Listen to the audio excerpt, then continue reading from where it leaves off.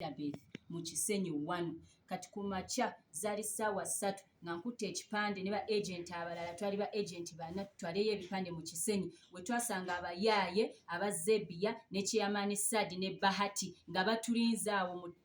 mu zone gye bayita Buwanika. Twali tuyingiramu bwe bati ne batukuba era n'omwana omuzi ne ssaawa akyali mu ddwaliro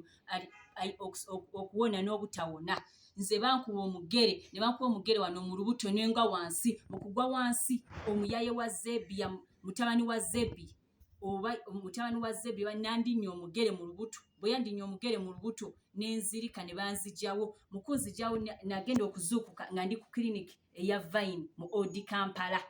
bwe nazuukuka bwe bati nengenderawo ki nengendawo mpaabe ewa chairman wa NRM mu Odi Kampala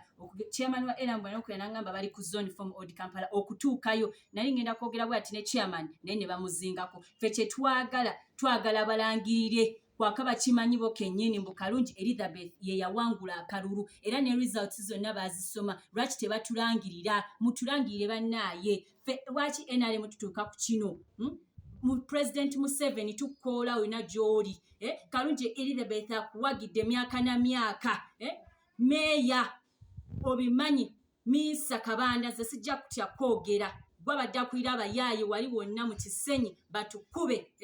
nze zino essaawa navuddemu omusaayi nagenda bwe bankuba nenvamu omusaayi mu luuto ne ngusanga mu mpale kiki mutwagaza kiki naye lwaki temutulangirira mulangirira akalulu kaffe kati bagamba batya twabakiriza ba agenti baabwe okujja Odi Kampala okulonda ffe ne batugana okulonda eyo mu Kisenyi abaana abamu baba kidnappinga mu drone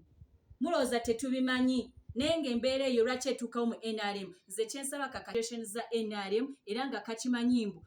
presiding officer oba returning officer yalina okuhandolinga akalulu lwaki seyamanyi Sadi wali ova mu Kisenyi ojje obale akalulu ku zone 4 mu Odi Kampala nga tolina mulonzi nga tolina mutuuze wa Odi Kampala n'otukuba kinaye mutulangirire.